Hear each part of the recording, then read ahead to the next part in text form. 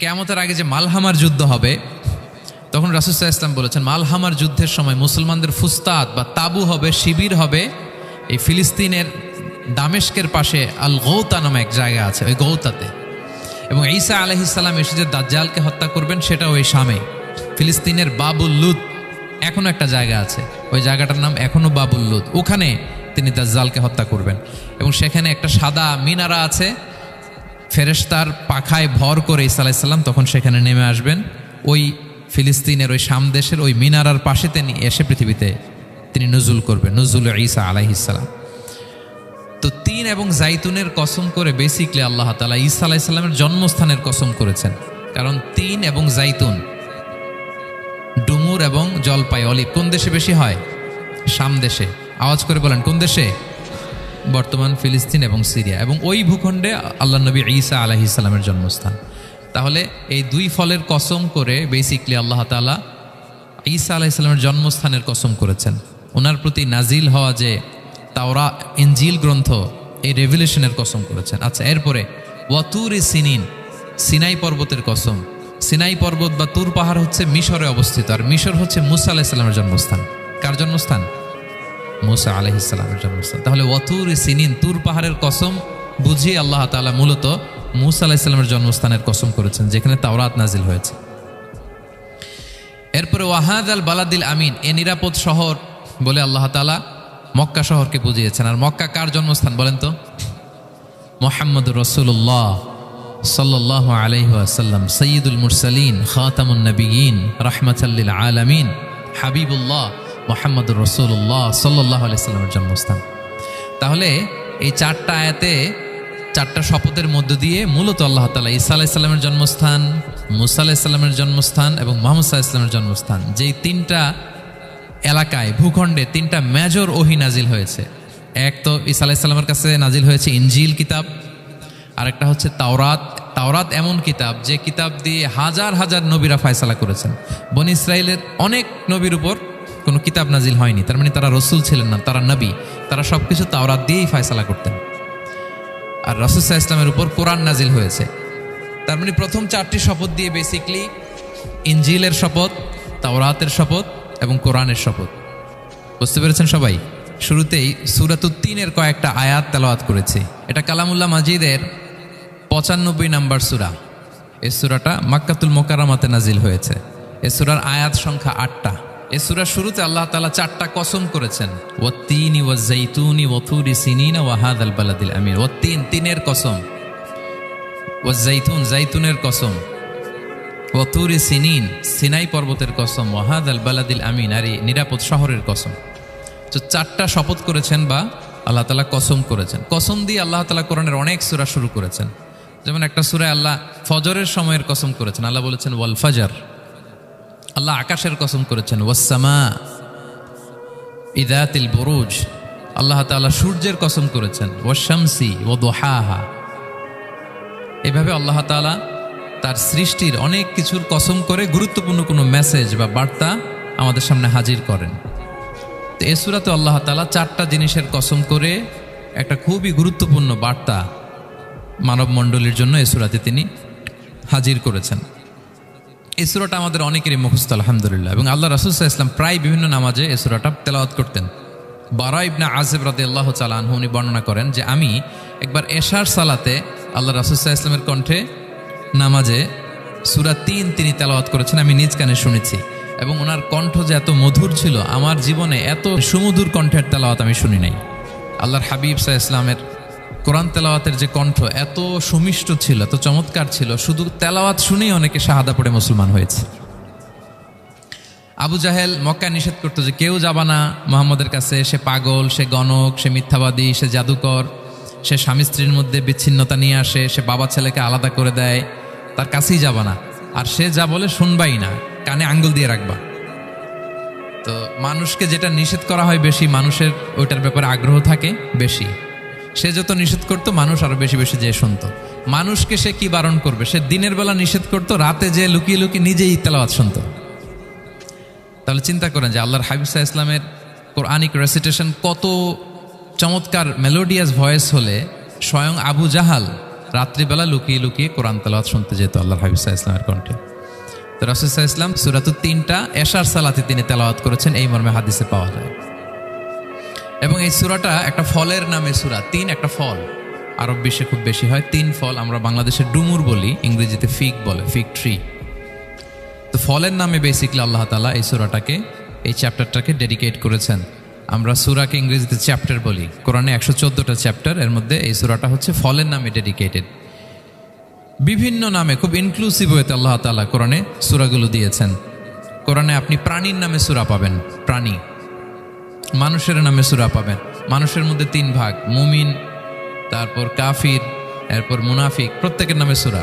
সূরাতুল মুমিনুন আছে, সূরাতুল কাফিরুন আছে, আবার সূরাতুল মুনাফিকুন আছে। আমাদের দৃশ্য জগতের সবচেয়ে বড় প্রাণীটা হচ্ছে হাতি, তাই না? এই হাতির নামে একটা সূরা আছে। বলেন তো, এই সূরার নাম কি? সূরা ফিল। তারপর আমরা যে দেখি আমাদের দৃশ্য জগতের সবচেয়ে ছোট প্রাণী হচ্ছে পিঁপড়া। পিঁপড়ার নামে একটা সূরা আছে, সূরা আন-নামল। আন-নামল মানে পিঁপড়ার সূরা। মাকড়সার নামে সূরা আছে, সূরাতুল আনকাবুত। তারপর গোষ্ঠীর নামে সূরা আছে, সূরাতু আলে ইমরান। বংশের নামে সূরা আছে, সূরাতু কুরাইশ, কুরাইশ বংশের নামে সূরা। এইভাবে খুব ইনক্লুসিভ ওয়েতে, এমন কিছু নাই যে আল্লাহ তাআলা উল্লেখ করেন নাই। মা ফাররাতনা ফিল কিতাবি মিন শাই, উল্লেখ করে নাই কোরআনে এমন কিছু নাই, সব কিছু আল্লাহ তাআলা উল্লেখ করেছেন। তো এই সূরাটা হচ্ছে একটা ফলের নামে। ফলটার নাম হচ্ছে 3 ফল। আল্লাহ তাআলা বলছেন ওয়াত-তিন, তিনের শপথ। আমি একবার সরল বঙ্গানুবাদ করি, এরপর আমি তাফসিরে ঢুকি। তিনের শপথ। ওয়াজ-জাইতুন, জাইতুনের শপথ। ওয়াতুরি সিনিন, সিনাই পর্বতের শপথ। ওয়াহাদাল বালাদিল আমিন, এই নিরাপদ শহরের শপথ। লাকাদ খালাকনাল ইনসানা ফি আহসানি তাকওয়িম, নিশ্চয় আমি মানুষকে খুব চমৎকার সুন্দর অবয়বে সৃষ্টি করেছি। সুম্মা রাদাদনাহু আসফালা সাফিলিন, এরপরে তাকে আবার নিচু থেকে নিচুর দিকে নামিয়ে দিয়েছি। ইল্লাল্লাযীনা আমানু ওয়া আমিলুস সলিহাত, তবে তারা ছাড়া যারা ঈমান এনেছে এবং সৎকর্ম করেছে। ফালাহুম আজরুন গায়রু মামনুন, তাদের জন্য আছে অফুরন্ত পুরস্কার। ফামা ইউকাযযিবুকা বা'দু বিদ্দিন, এগুলো জানার পরও কিসে তোমাকে দিন অস্বীকারের ব্যাপারে উদ্বুদ্ধ করলো? আলাইসাল্লাহু বিআহকামিল হাকিমিন, আল্লাহ তাআলা কি শ্রেষ্ঠ বিচারক নন? সাদাকাল্লাহুল আযীম। এই হচ্ছে এই সূরাটির সরল অনুবাদ। এবার আমরা তাফসিরে ঢুকি। প্রথমে আল্লাহ তাআলা বলেছেন ওয়াত-তিন, তিনের শপথ। 3 মানে তো আমরা জানলাম, 3 মানে ডুমুর। আল্লাহর হাবিব সাল্লাল্লাহু আলাইহি ওয়াসাল্লাম তিনি 3 ফল পছন্দ করতেন, এবং এটা ডায়াবেটিক্সের জন্য ভালো, ডায়াবেটিক্স নিয়ন্ত্রণ করে। আমাদের বোনদের যাদের ইররেগুলার মেনস্ট্রুয়েশনাল পিরিয়ড হয়, এটার জন্য এটা খুব ভালো, এবং খুব স্ট্রেংথ স্টেমিনা আনে শরীরে। এটা জান্নাতের একটা গাছ। আদম আলাইহিস সালাম এবং হাওয়া আলাইহিস সালামকে যখন আল্লাহ বলেছিল ওয়ালা তাকরাবা হাযিহিশ শাজারাতা ফাতাকুনা মিনায যালিমিন, আদম এবং হাওয়া জান্নাতের সব জায়গায় যেতে মন চায় যাও, যা খেতে মন চায় খাও, এই নিষিদ্ধ গাছের কাছে যেও না, তাহলে তোমরা জালিম হয়ে যাবে। শয়তান এসে উল্টা বুঝালো, সে বলল তোমাদের খেতে নিষেধ করছে কেন জানো? আল্লাহ চায় না যে তোমরা জান্নাতে থাকো, আল্লাহ চায় এখান থেকে তোমাদের বের করে দিবে, কিন্তু তোমরা যদি এই গাছের ফল খাও আল্লাহ বের করতে পারবে না। দেখছেন শয়তানের অবস্থা? শয়তান কিন্তু নেগেটিভিটি নিয়ে সামনে আসে না, আসে খুব আপনার ওয়েল উইশার হিসেবে, উপদেশ নিয়ে, খুব ভালো একটা পজিটিভ ওয়েতে আসে। তো ওনারা খেয়ে ফেললেন এই নিষিদ্ধ গাছের ফল। খাওয়ার ফলে আদম আলাইহিস সালাম, হাওয়া আলাইহিস সালাম, ওনাদের গা থেকে জান্নাতের পোশাকগুলো ঝরে পড়ে গেল। এখন কি দিয়ে ওনারা ওনাদের প্রাইভেটকে ঢাকবেন? তখন ওনারা তাফসির ফি জিলালিল কোরআনে এসেছে যে ওনারা এই 3 গাছের পাতা নিয়ে নিজেদের প্রাইভেট ঢেকেছিলেন। সুবহানাল্লাহ। সেই 3 ফলের কসম আল্লাহ করলেন, ওয়াত-তিন, তিনের শপথ। এরপর আল্লাহ তাআলা বললেন ওয়াজ-জাইতুন, জাইতুনের শপথ। জাইতুন মানে হচ্ছে জলপাই। তো আল্লাহ তাআলা বললেন ওয়াজ-জাইতুন, জাইতুনের শপথ। জাইতুন মানে হচ্ছে জলপাই, ইংরেজিতে আমরা যেটাকে অলিভস বলি। তো আল্লাহ 3-এর কসম করলেন এবং অলিভের কসম করলেন। দুইটাই খুব উপকারী ফল, এবং আল্লাহর হাবিব সাল্লাল্লাহু আলাইহি ওয়াসাল্লাম তিনি জলপাইও খুব পছন্দ করতেন। ওনার রেগুলার ফুড আইটেমের মধ্যে জলপাই ছিল, অলিভস ছিল। এটা পাহাড়ি এরিয়া, মরুভূমিতে হয়, এবং রাসূল সাল্লাল্লাহু আলাইহি ওয়াসাল্লাম বলেছেন কুলু যাইত ওয়াদ-দাহিনু ফাইন্নাহু মিন শাজারাতিন মুবারাকা, তোমরা অলিভ অয়েল এটা খেও এবং এটা গায়ে মালিশ করো, কেননা এটা বরকতময় একটা গাছের ফল, শাজারা মুবারাকা। এটা শরীরের ব্যাড কোলেস্টেরলকে কমিয়ে দেয়। দাড়িতে অ্যাপ্লাই করলে, চুলে অ্যাপ্লাই করলে সহজে পাকে না দাড়ি চুল, এবং স্কিনে অ্যাপ্লাই করলেও স্কিনের জন্য ভালো, স্কিনের জন্য বেশ ভালো। এটা যাদের সুযোগ হয় আপনারা দাড়িতে চুলে অ্যাপ্লাই করবেন, খাবেন। এটা খাওয়াও যায়। তাম্বুতু বিদ্দুহনি ওয়াসিবগিল লিল আখিলিন, কোরআনে এসেছে। এটা অয়েল হিসেবে ইউজ করে, আবার খাবার হিসেবেও ইউজ করা যায়। সালাদ ড্রেসিংয়ের ক্ষেত্রে কিন্তু অলিভ অয়েল আমরা ইউজ করি, ইদানিং পিজাতে খুব ইউজ করা হয় অলিভ, জলপাইটা। তো এটা আপনারা খেতে পারেন, এটা খুবই সুস্বাদু। এবং জলপাই গাছের মানে জাইতুন গাছের ডালের মেসোয়াক খুব ভালো হয়। আল্লাহর হাবিব সাল্লাল্লাহু আলাইহি ওয়াসাল্লাম জাইতুনের ডাল দিয়ে মেসোয়াক করতেন। তিনি বলতেন নি'মা সিওয়াকিয়া জাইতুন, সবচেয়ে শ্রেষ্ঠ মেসোয়াক হচ্ছে জাইতুনের, মিনাশ শাজারাতিল মুবারাকা, কারণ এটা বরকতময় গাছের ডালা। এবং ফাইন্নাহু সিওয়াকি ওয়া সিওয়াকুল আম্বিয়া মিন ক্বাবলি, এই জাইতুনের ডাল দিয়ে আমিও যেমনি মেসোয়াক করি, আমার আগে যত নবী পৃথিবীতে এসেছে সবাই জাইতুনের ডাল দিয়ে মেসোয়াক করত। আল্লাহ বলেন ওয়াতিনি ওয়াজ জাইতুন, তিনের শপথ আর জাইতুনের শপথ। এরপর আল্লাহ তাআলা বললেন ওয়াতুরি সিনিন, সিনাই পর্বতের শপথ। প্রথমে দুইটা ফলের শপথ করলেন, এবার একটা পাহাড়ের শপথ করতেছেন। আপনারা কি তুর পাহাড়ের নাম শুনেছেন? হ্যাঁ শুনেছেন। এই সিনাই পর্বত দ্বারা তুর পাহাড় উদ্দেশ্য। এটা মিশরের একটা পাহাড়, অনেক উঁচু, 2285 মিটার উঁচু। ওইটার নিচে আছে মুকাদ্দাসে তুয়া, যেখানে মুসা আলাইহিস সালামকে আল্লাহ তাআলা জুতা খুলতে বলেছিলেন, ফাখলা না আলাইকা ইন্নাকা বিল ওয়াদিল মুকাদ্দাসি তুয়া, হে মুসা তুমি পবিত্র উপত্যকায় এসেছো, জুতা খুলো। তো ওখানে সব ধর্মের লোকেরা যায়, সব ধর্মের লোকদের জন্য তীর্থস্থান, মুসলিম, জুইশ, খ্রিস্টিয়ান সবাই যায়। এটা সিনাই একটা এলাকা আছে মিশরের, north south Sinai, north Sinai, এটা সাউথ সিনাইতে অবস্থিত। তো নিচে একটা খ্রিস্টানদের প্রাচীন গির্জা আছে, সেন্ট ক্যাথেরিনা গির্জা। সেখান থেকে চলতে চলতে আপনাকে উপরে যেতে হবে, ফজরের পরে আবার চলে আসতে হবে, তা না হলে দুপুরবেলায় 10টা-11টার দিকে এমন সূর্যের প্রখর তাপ ওই পাথরের মধ্যে লাগে, ওখানে আর থাকা যায় না। একেবারে তুর পাহাড়ের উপরে সেখানে খ্রিস্টানদের জন্য ছোট্ট একটা সিনাগোগ আছে, তারা প্রার্থনা করে। খ্রিস্টানদের একটা চার্চ আছে, মুসলিমদের জন্য ছোট্ট একটা মুসল্লা আছে সুরাওয়ের মতো। আল্লাহ ওই সিনাই উপত্যকার কসম করেছেন, ওয়াতুরি সিনিন, সিনাই উপত্যকার কসম। এখানেই আল্লাহ তাআলা মুসা আলাইহিস সালামকে তাওরাত দিয়েছিলেন, মেজর একটা আসমানি কিতাব দিয়েছিলেন। এবং সরাসরি মুসা আলাইহিস সালাম এই পাহাড়ের চূড়ায় বসে আল্লাহ তাআলার সাথে কথা বলতেন। ওয়াকাল্লামাল্লাহু মুসা তাকলিমা, উনি সরাসরি কথা বলতেন, এটা ওনার একটা স্পেশাল বৈশিষ্ট্য ছিল, ক্যারেক্টারিস্টিক্স। এবং আল্লাহ তাআলা নূরের তাজাল্লি দিয়ে এই পাহাড়কে একবার জ্বালিয়ে দিয়েছিলেন।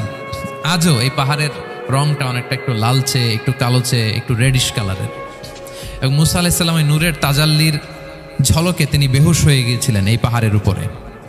ইয়াজুজ মাহাজুজ যখন কিয়ামতের আগে আগমন করবে, তখন মুসলমানদের সেন্টার হবে। ঈসা আলাইহিস সালাম মুসলমানদেরকে নিয়ে ওইখানে অবস্থান করবেন, এই তুর পাহাড়ের ওখানে।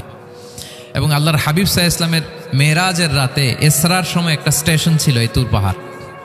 জিবরাইল আলাইহিস সালাম এই তুর পাহাড়ে আল্লাহর হাবিব সাল্লাল্লাহু আলাইহি ওয়াসাল্লামকে নামিয়ে বলেছিলেন যে এটা জাবাল মুসা, আপনার ভাই মুসার পাহাড়, আপনি এখানে 2 রাকাত নামাজ পড়েন, দোয়া করেন।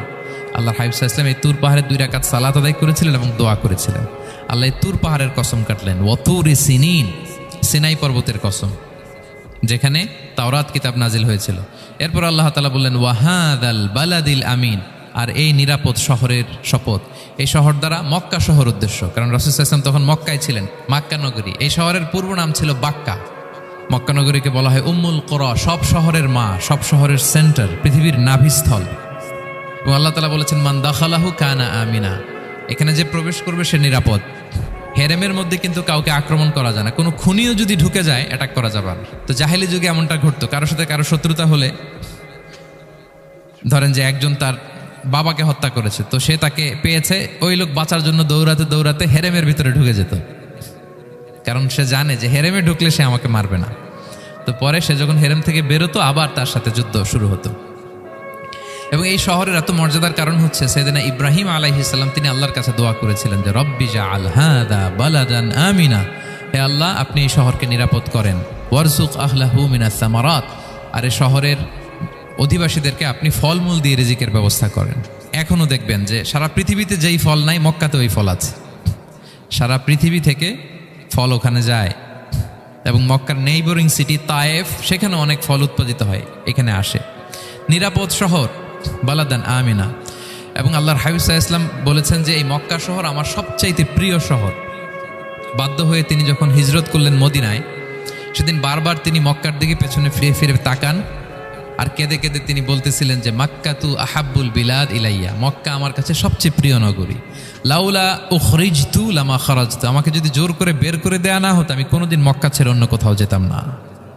আল্লাহর হাবিব সাল্লাল্লাহু আলাইহি ওয়াসাল্লামের সবচেয়ে প্রিয় শহর ছিল মক্কা, এবং এটা আল্লাহর হাবিব সাল্লাল্লাহু আলাইহি ওয়াসাল্লামের জন্মস্থান। মাকান মাউলিদির রাসূল, রাসূল সাল্লাল্লাহু আলাইহি ওয়াসাল্লামের বিলাদাত হয়েছে এই শহরে। এবং এই শহরকে আল্লাহ বলেছেন মাসাবাতান লিন্নাসি ওয়া আমনা, মানুষের মিলনস্থল, কেন্দ্রস্থল। সারা পৃথিবী থেকে মানুষ ওখানে যায়। আপনি যে রমাদানে যদি মক্কায় যান, আল্লাহু আকবার, লক্ষ লক্ষ ওমরা পালনকারী সেখানে, ইউরোপ থেকে, আফ্রিকা থেকে, অস্ট্রেলিয়া থেকে, এশিয়া থেকে, সারা পৃথিবীর মানুষের মিলনস্থল। ওখানে গেলে আপনি দেখবেন মাসাবাতান লিন্নাসি ওয়া আমনা, নিরাপদ জায়গা এবং মানুষের মিলনস্থল। এটা এখানে এমন মসজিদ আল্লাহ রেখেছেন কাবা ঘরের চারদিকে, এটাকে বলা হয় মসজিদুল হারাম, যে মসজিদে 1 রাকাত সালাত পড়লে 1 লক্ষ রাকাতের সওয়াব হয়। আল্লাহর ঘরকে কেন্দ্র করে তাওয়াফের নির্দেশ দেওয়া হয়েছে, ওয়ালিয়াত তাওয়াফু বিল বাইতিল আতিক। পৃথিবীর কোনো ঘরকে তাওয়াফ করা যায় না, কোনো ঘরকে, এই একটা মাত্র ঘর যেটাকে এর চারদিকে এরকম তাওয়াফ করা যায়। তাহলে এই পবিত্র ঘর, পবিত্র মসজিদ যেই শহরে অবস্থিত, সেই শহরের কসম আল্লাহ করেছেন। আল্লাহ বললেন ওয়াহাদাল বালাদিল আমিন, এই নিরাপদ শহরের কসম, মানে মক্কা শহরের কসম। আমরা আপাত দৃষ্টিতে আমাদের কাছে মনে হচ্ছে দুইটা ফলের কসম, একটা পাহাড়ের কসম, একটা নগরীর কসম। আসলে বেসিকলি আল্লাহ তাআলা এই 4টা শপথ দিয়ে 3 নবীর জন্মস্থান, 3 নবীর নবুয়তের কসম করেছেন। কিভাবে সেটা আমি মিলিয়ে দেই। এই যে প্রথমে যে আল্লাহ বলেছেন ওয়াত্তিনি ওয়া জাইতুন, 3 এবং জাইতুনের কসম। পৃথিবীতে সবচেয়ে বেশি 3 এবং জাইতুন কোথায় উৎপন্ন হয় জানেন? ফিলিস্তিনে। কোথায়? শাম দেশে, যেটা হাদিসের পরিভাষায় বলা হয় শাম, বর্তমান ফিলিস্তিন এবং সিরিয়া মিলে। 3 জাইতুন দিয়ে বেসিকলি আল্লাহ তাআলা ফিলিস্তিনের শপথ করেছেন, শাম দেশের শপথ, যেখানকার বেথলহামে ঈসা আলাইহিস সালাম, জেসাস ক্রাইস্ট, তিনি জন্মগ্রহণ করেছেন, ঈসা আলাইহিস সালামের জন্মস্থান। তাহলে 3 জাইতুনের শপথের মাধ্যমে মূলত আল্লাহ তাআলা ঈসা আলাইহিস সালামের জন্মস্থানের শপথ করেছেন, কারণ সেখান থেকে ওহী বিচ্ছুরিত হয়েছে, ওনার কাছে ইনজিল নাজিল হয়েছিল। এবং এই শামের মর্যাদার ব্যাপারে অনেক কথা আল্লাহর হাবিব সাল্লাল্লাহু আলাইহি ওয়াসাল্লাম তিনি বলেছেন। আল্লাহ রাসূল সাল্লাল্লাহু আলাইহি ওয়াসাল্লাম যখন মেরাজে যান, তখন মক্কা থেকে এই শাম দেশে ফিলিস্তিনের বাইতুল মাকদাসে রাসূল সাল্লাল্লাহু আলাইহি ওয়াসাল্লামকে নিয়ে যাওয়া হয়েছিল। এবং রাসূল সাল্লাল্লাহু আলাইহি ওয়াসাল্লাম প্রায় বলতেন তুবা আলি শাম, শামের জন্য বরকত, কেননা ফেরেশতারা তাদের রহমতের পাখা শাম দেশের উপর বিছিয়ে রেখেছে। এবং তিনি বলতেন ফিতনার সময় আলাইকুম বিশাম, তোমরা শামে যেও, শামে থেকো। এবং তিনি দোয়া করেছেন আল্লাহুম্মা বারিক লানা ফি শামিনা, আল্লাহ তুমি আমার শামে, শাম অঞ্চলে আল্লাহ তুমি বরকত দিও। এবং হাদিসে এসেছে এই শামই হচ্ছে আরদুল মাহশার, এখানেই হাসর হবে। শাম অঞ্চলকে বিস্তীর্ণ করে এখানেই ময়দানুল মাহশার আল্লাহ তাআলা কায়েম করবেন, হাসরের ময়দান এখানেই হবে। এবং সেখানেই হচ্ছে সানিউল কিবলাতাইন, আমাদের আগের কেবলা কিন্তু বাইতুল মাকদাসের দিকে ছিল, যেটা শামে অবস্থিত, ফিলিস্তিনে বাইতুল মুকাদ্দাস, যেই মসজিদে নামাজ পড়লে 1 রাকাতে 500 রাকাতের সওয়াব। 3টা মসজিদে সালাত পড়লে স্পেশাল ভার্চুর কথা আছে, এর বাইরে আর অন্য মসজিদের বিশেষ কোনো ফজিলত নাই, বাকি সব মসজিদ সমান। এক হচ্ছে মসজিদুল হারাম, 1 রাকাতে 1 লক্ষ রাকাত। 2 নম্বর মসজিদে নববী, 1 রাকাতে 1000 রাকাতের সওয়াব। আর একটা দুর্বল বর্ণনায় 50,000 রাকাতের সওয়াব। 3 নম্বরে এই মসজিদুল আকসা, 1 রাকাতে 500 রাকাতের সওয়াব। এই 3 মসজিদে যেন আমরা যে সালাত আদায় করতে পারি, আল্লাহ তুমি তৌফিক দান করো। 2 মসজিদে তো একেবারেই সহজ যাওয়া, মক্কা মদিনাতে। বাইতুল মাকদাসের জন্য আমরা যেতে পারি, আল্লাহ তুমি সেই পরিস্থিতি আমাদের জন্য তৈরি করে দাও। তো এই বাইতুল মাকদাসের দিকে রাসূল সাল্লাল্লাহু আলাইহি ওয়াসাল্লাম টানা 14 বছর নামাজ পড়েছেন। 14 বছর। প্রথম 13 বছর কোনো সমস্যা হয়নি মক্কায়, কারণ তখন কেবলা বাইতুল মুকাদ্দাস থাকলেও রাসূল সাল্লাল্লাহু আলাইহি ওয়াসাল্লাম সামনে রাখতেন কাবাকে, কেবলা বাইতুল মুকাদ্দাস, কিন্তু তিনি তো মক্কায় ছিলেন নবুয়তের প্রথম 13 বছর, সামনে কাবাকে রাখতেন, তারপরে টু দ্য ডাইরেকশন অফ বাইতুল মুকাদ্দাস। কিন্তু যখন মদিনায় গেলেন তখন তো আর কাবা নাই, তখন রাসূল সাল্লাল্লাহু আলাইহি ওয়াসাল্লাম কাবাকে মিস করতে আরম্ভ করলেন। আর প্রায় আল্লাহর কাছে কামনা করতেন আমার বংশের গোড়া ইব্রাহিম আলাইহিস সালামের রুট, যেখানে আমার জন্মস্থান, সেই কাবার দিকে যদি আবার কেবলাটা ফিরিয়ে দেয়া হতো। কদ নারা তাকাল্লুবা ওয়াজহিকা ফিস সামা ফালানুওয়াল্লিয়ান্নাকা কিবলাতান তারদাহা। আল্লাহ আয়াত নাযিল করলেন, নবী আপনি আকাশের দিকে তাকিয়ে কি ভাবেন আমি বুঝি, আপনি চান কেবলার জন্য আমি মক্কার দিকে ঘুরিয়ে দেই। আল্লাহ তাআলা ঘুরিয়ে দিলেন। আল্লাহ বলেন ফাওয়াল্লি ওয়াজহাকা শাতরাল মসজিদিল হারাম, এখন থেকে মসজিদুল হারামের দিকে আপনি টু দ্য ডাইরেকশন অফ কেবলা নামাজ পড়বেন। কেবলা চেঞ্জ হয়ে গেল। তো মদিনায় যে 16-17 মাস, আর মক্কায় 13 বছর, মোট 14 বছর আল্লাহর হাবিব সাল্লাল্লাহু আলাইহি ওয়াসাল্লাম এই মসজিদুল আকসার দিকেই হয়েই তিনি নামাজ পড়েছেন। এটা আমাদের আগের কেবলা ছিল। এবং শেষে কিয়ামতের আগে যে মালহামার যুদ্ধ হবে, তখন রাসূল সাল্লাল্লাহু আলাইহি ওয়াসাল্লাম বলেছেন মালহামার যুদ্ধের সময় মুসলমানদের ফুস্তাদ বা তাবু হবে, শিবির হবে এই ফিলিস্তিনের দামেস্কের পাশে আল গৌতা নামে এক জায়গা আছে, ওই গৌতাতে। এবং ঈসা আলাইহিস সালাম এসে যে দাজ্জালকে হত্যা করবেন সেটাও ওই শামে, ফিলিস্তিনের বাবুল লুদ এখনো একটা জায়গা আছে, ওই জায়গাটার নাম এখনো বাবুল লুদ। ওখানে তিনি দাজ্জালকে হত্যা করবেন। এবং সেখানে একটা সাদা মিনারা আছে, ফেরেশতার পাখায় ভর করে ঈসা আলাইহিস সালাম তখন সেখানে নেমে আসবেন। ওই ফিলিস্তিনের ওই শাম দেশের ওই মিনারার পাশে তিনি এসে পৃথিবীতে তিনি নুজুল করবেন, নুজুল ঈসা আলাইহিস সালাম। তো তিন এবং জাইতুনের কসম করে বেসিকলি আল্লাহ তাআলা ঈসা আলাইহিস সালামের জন্মস্থানের কসম করেছেন। কারণ তিন এবং জাইতুন, ডুমুর এবং জলপাই, অলিভ কোন দেশে বেশি হয়? শাম দেশে। আওয়াজ করে বলেন কোন দেশে? বর্তমান ফিলিস্তিন এবং সিরিয়া, এবং ওই ভূখণ্ডে আল্লাহ নবী ঈসা আলাইহিস সালামের জন্মস্থান। তাহলে এই দুই ফলের কসম করে বেসিকলি আল্লাহ তাআলা ঈসা আলাইহিস সালামের জন্মস্থানের কসম করেছেন। ওনার প্রতি নাজিল হওয়া যে তাওরাত ইনজিল গ্রন্থ, এই রেভিলেশনের কসম করেছেন। আচ্ছা, এরপরে ওয়াতুর সিনিন, সিনাই পর্বতের কসম। সিনাই পর্বত বা তুর পাহাড় হচ্ছে মিশরে অবস্থিত, আর মিশর হচ্ছে মুসা আলাইহিস সালামের জন্মস্থান। কার জন্মস্থান? মুসা আলাইহিস সালামের জন্মস্থান। তাহলে ওয়াতুর সিনিন, তুর পাহাড়ের কসম বুঝিয়ে আল্লাহ তাআলা মূলত মুসা আলাইহিস সালামের জন্মস্থানের কসম করেছেন, যেখানে তাওরাত নাজিল হয়েছে। এরপরে ওয়াহাদাল বালাদিল আমিন, এ নিরাপদ শহর বলে আল্লাহ তাআলা মক্কা শহরকে বুঝিয়েছেন। আর মক্কা কার জন্মস্থান বলেন তো? মুহাম্মদুর রাসূলুল্লাহ সাল্লাল্লাহু আলাইহি ওয়াসাল্লাম, সাইয়্যিদুল মুরসালিন, খাতামুন নবিয়্যিন, রাহমাতাল লিল আলামিন, হাবিবুল্লাহ মুহাম্মদুর রাসূলুল্লাহ সাল্লাল্লাহু আলাইহি ওয়াসাল্লামের জন্মস্থান। তাহলে এই চারটা আয়াতে, চারটা শপথের মধ্য দিয়ে মূলত আল্লাহ তাআলা ঈসা আলাইহিস সালামের জন্মস্থান, মুসা আলাইহিস সালামের জন্মস্থান এবং মুহাম্মদ সাল্লাল্লাহু আলাইহি ওয়াসাল্লামের জন্মস্থান, যেই তিনটা এলাকায়, ভূখণ্ডে তিনটা মেজর ওহী নাজিল হয়েছে। এক তো ঈসা আলাইহিস সালামের কাছে নাজিল হয়েছে ইনজিল কিতাব, আরেকটা হচ্ছে তাওরাত। তাওরাত এমন কিতাব যে কিতাব দিয়ে হাজার হাজার নবীরা ফয়সালা করেছেন। বনী ইসরাইলের অনেক নবীর উপর কোনো কিতাব নাজিল হয়নি, তার মানে তারা রসুল ছিলেন না, তারা নবী, তারা সবকিছু তাওরাত দিয়েই ফয়সালা করতেন। আর রাসূল সাল্লাল্লাহু আলাইহি ওয়াসাল্লামের উপর কোরআন নাজিল হয়েছে। তার মানে প্রথম চারটি শপথ দিয়ে বেসিকলি ইনজিলের শপথ, তাওরাতের শপথ এবং কোরআনের শপথ। বুঝতে পেরেছেন সবাই? আল্লাহ ওহির শপথ করেছেন। দেখেন, ফল, পাহাড়, নগরী মাড়িয়ে সারা পৃথিবী ঘুরিয়ে আপনাদেরকে শেষ পর্যন্ত ইনজিল, তাওরাত এবং কোরআনে নিয়ে আসছেন, আমার সাথে আসছেন।